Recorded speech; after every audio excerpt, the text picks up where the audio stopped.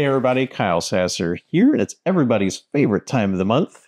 That's right, real estate market statistics time.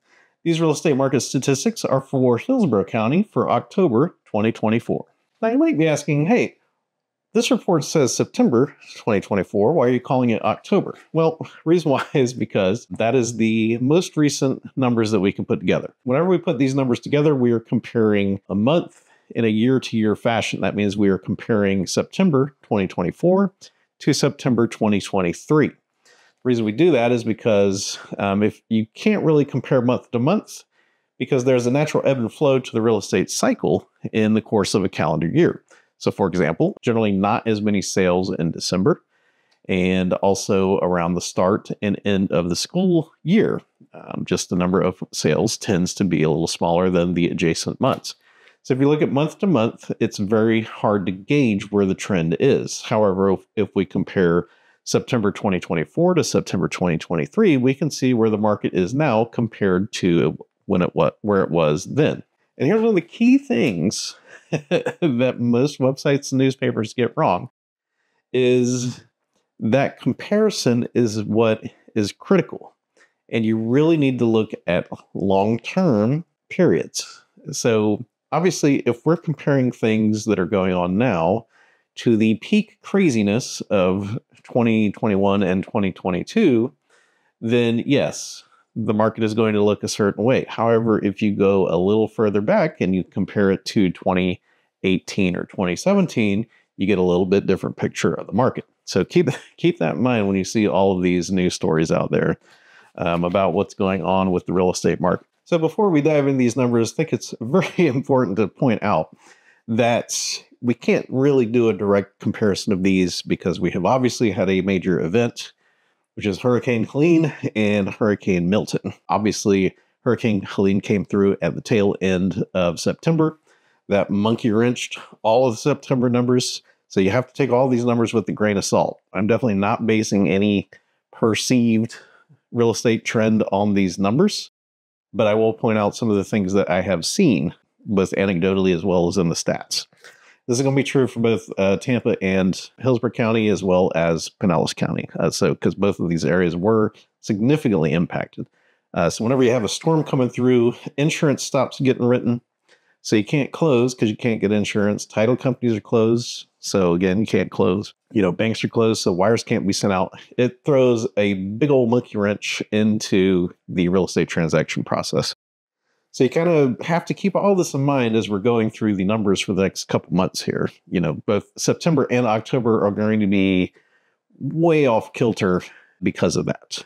Okay, there is a lot of disruption that has happened, so you can't completely rely on these numbers. Put it this way. These numbers are the numbers for what has actually closed.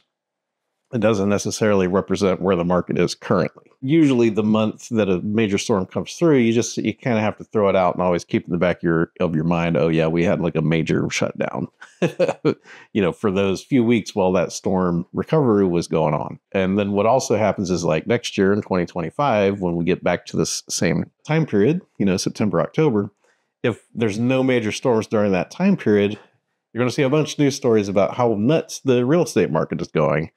And they missed the key facts that, because it's happened in Irma, it's happened in Tropical Storm Eta, it has happened multiple times. Everyone always forgets when the storms come through, and you have to account for that whenever you're looking and comparing these statistics. It's wild that people don't look at this stuff with that full kind of mindset. So anyway, just wanted to share that with you. And then I will share kind of some things that I've seen happening since these two storms in the marketplace.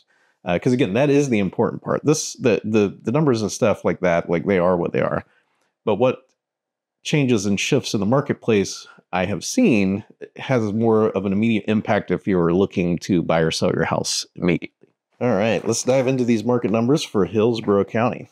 Total number of closed sales is down 16.8%, 1,063 homes. Median sales price was up 0.9% from $425,150 to $429,000. Average sales price was also up 0.1% from $553,500 to $553,789. Median percentage of original list price is down 1.7% from 97.6% to 95.9%.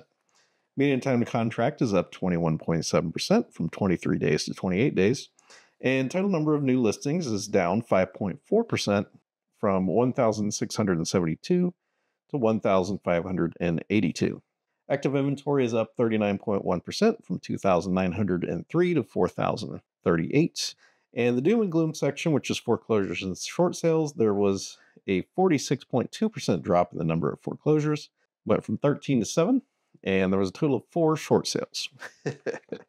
Now, I do like to touch on some of the various price points and just what the numbers are looking like with those, because the truth is $1 million house does tend to sell for a little bit different time frame than a $300,000 house. And that's primarily just because the buyer pool for $1 million house is significantly smaller than a $300,000 house. There's just not as many people looking to buy a home in that price range. So the other thing I don't do is I don't just sit here and read all these to you. I usually kind of, give you the overall impression on if there is any shifts or changes in these price points. And again, all of this is kind of subdued because of the hurricane. So, there's not too much point in going in depth into a lot of these numbers. So total sales are down across the board, except for 250 to 300,000, which actually saw a 1.4% increase, total of 71 homes.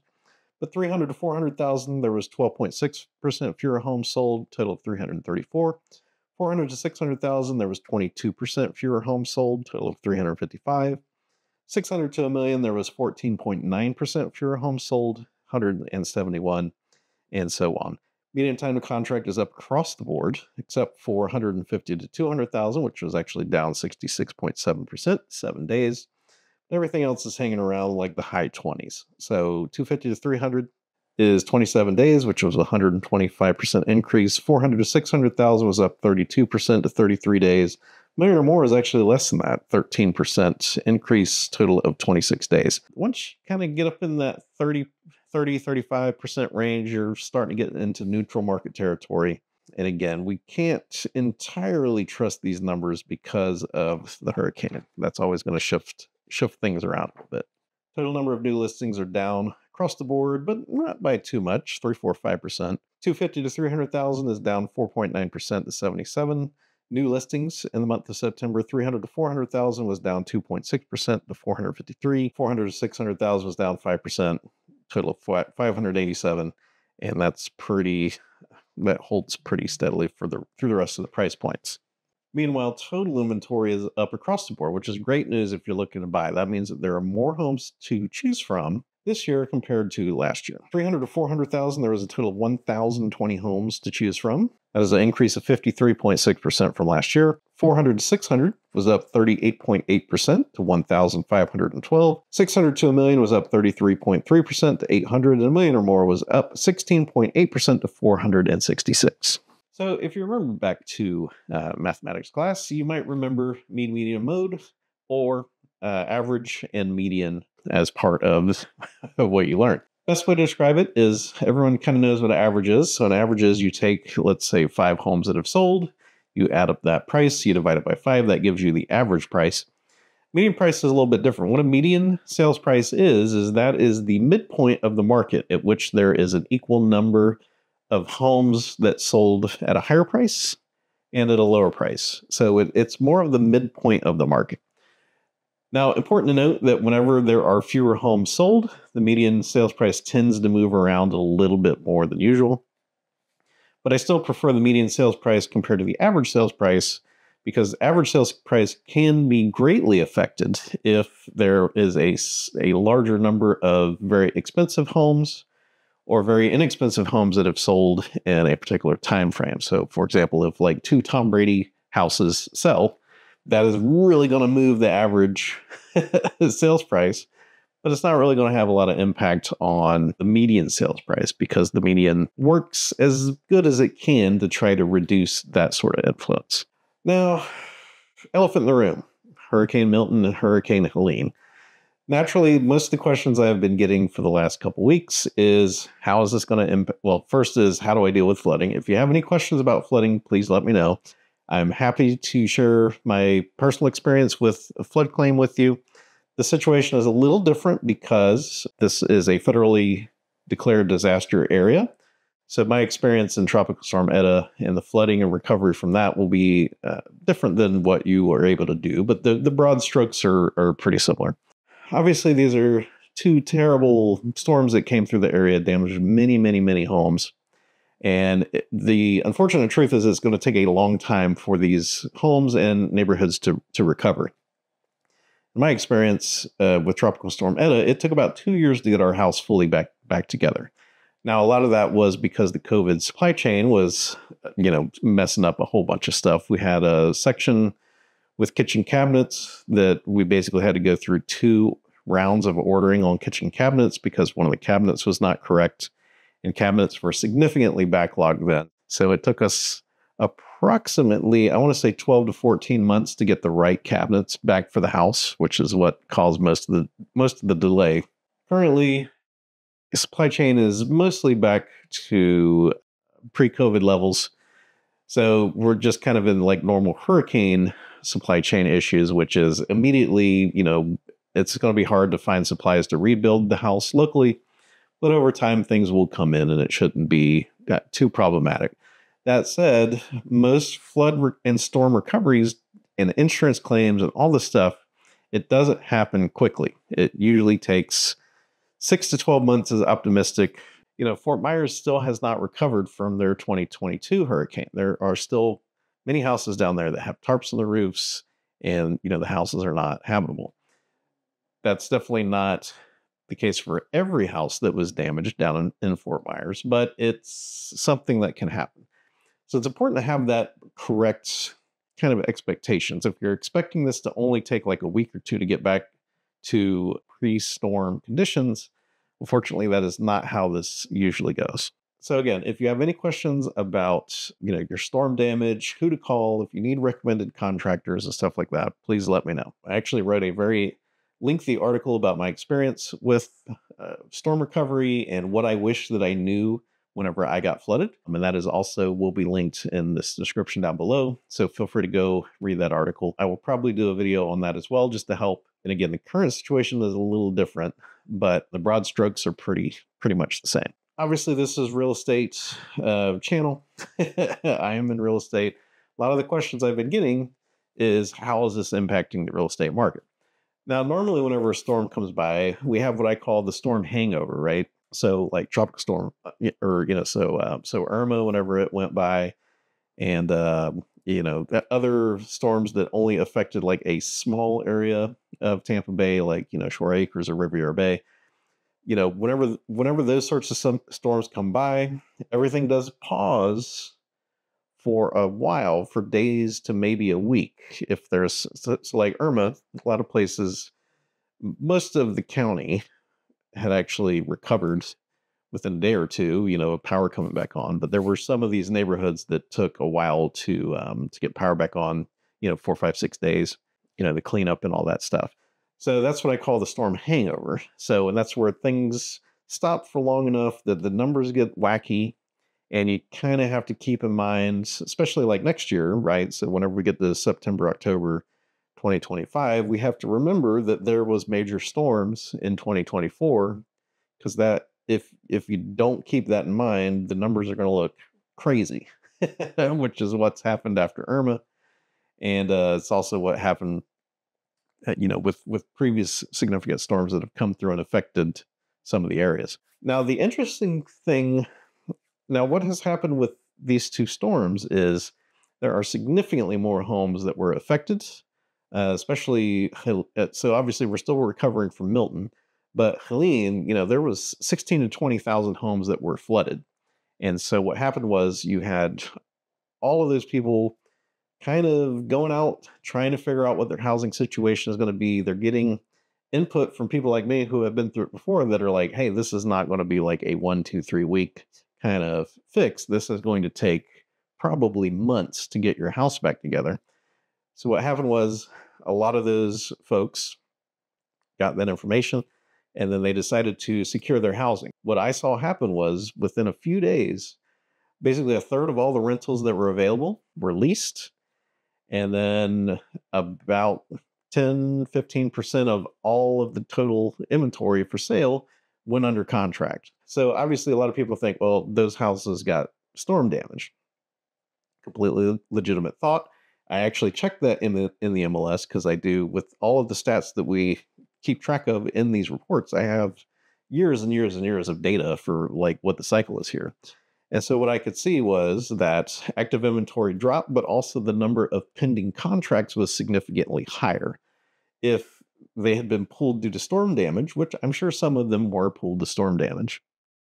So what I actually saw was the number of pending contracts went up significantly, about 300 to 400 contracts, which is extremely unusual for that short of of a period of time. So again, people making moves, securing housing. I've checked it a few times since then, and things have kind of stabilized a little bit. It's definitely not like a trend change, and it's probably not going to affect like median sales price or anything like that.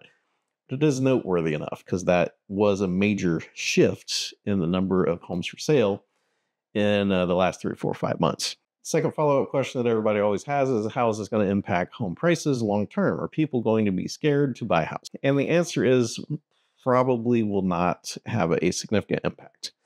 Now, obviously, yes, the immediate aftermath, everything is still fresh in the country and the states and residents' minds. The damage produced is still piled up by the front of the street. There's going to be pods and containers everywhere as people store their, store the stuff from their house, put their house back together, and then move everything back in. Again, while all that stuff is going on, yes, people are going to be a little hesitant to buy houses in those neighborhoods. But as those neighborhoods and areas get cleaned up and things revert to normal, which is, no storm damage and the houses, put together and looking appealing and all that stuff, as all of that stuff starts to happen, the buyers that are in the market, they don't remember all of the images on the news and stuff like that. And then demand returns and things return to normal. Now, how long that takes depends on the level of damage and the level of renovations that's going on. Obviously, if there's just a tree down, that's a lot easier to solve than, if you have 3,000 homes in a neighborhood that have had to tear out all of the drywall and all of their cabinets and all that's piled up by the road. So again, you kind of have those differing, expectations for timeframes. One thing I will say is I had been asked more about short acres recently, and it's it's a two-part thing. One is the low-lying nature of short acres is a lot more prevalent in people's minds, and that's backed up and reinforced by the sheer number of homes that are for sale there. So it's kind of a two-part thing. If there was not so many homes for sale there, I don't think that there would be as much of an impact on home prices out there. But because there is a large number of homes for sale out there, that oversupply does lead to, declining home prices. And again, I've been through, 3 or 4 of these sorts of storm cycles of recovery. I went through, my own flooding, and I was actively listing, actively had homes in the neighborhood that were for sale and under contract whenever Tropical Storm Eta came through and flooded shore acres there. So I've seen kind of the cycle happen a few times, and that's generally how this all plays out. So surprisingly, this will probably not have the effect that everyone thinks that it will. Obviously, the recovery is going to take a long time. It definitely, I don't wish it on, like having been through my own, I don't wish it on anybody. But if we're looking at like long-term big picture, most of the general public, their memory is relatively short. So long-term impacts on the real estate market should be pretty isolated, and especially as the recovery comes along and starts to happen. We've also had some help with interest rates coming down a pretty good chunk, which has helped spur some new demand as buyers kind of come back to the market, with interest rates being in the sixes and even the high fives that I've heard of. But yeah, the big main story for the next probably 1 to 3 months is going to be the storm recovery, dealing with the aftermath of that, getting everything cleaned up and put a little bit back together. Next month's statistics, I'm curious to see what the numbers are going to be. But again, not really going to be able to give them a lot of weight just because so much of a monkey wrench gets thrown into the works whenever you have one hurricane come through, let alone 2 in short order that cause 2 different types of storm damage. So anyway, it's not the, nuclear real estate catastrophe. Shouldn't be, but it is going to affect things for the foreseeable future. So thank you so much for tuning in for these real estate market statistics. My name is Kyle Sasser. If you would like help finding your own great place in the Tampa Bay area, I would love to help you out. You can give me a call at 727-300-2111, or if you prefer, usually the best thing to do is to book a chat at the time that works best for you. And a link to that, to the calendar where you can book that chat is in the description down below. If you have any questions or concerns, if you need help with, just trying to figure out or navigate your flood thing or what you should do, please feel free to reach out. You can give me a call, you can shoot me an email, you can leave a comment in this down below, and I'll be happy to respond to you and help you however I can. Thank you so much for watching. My name is Kyle Sasser, and I'll talk to you soon.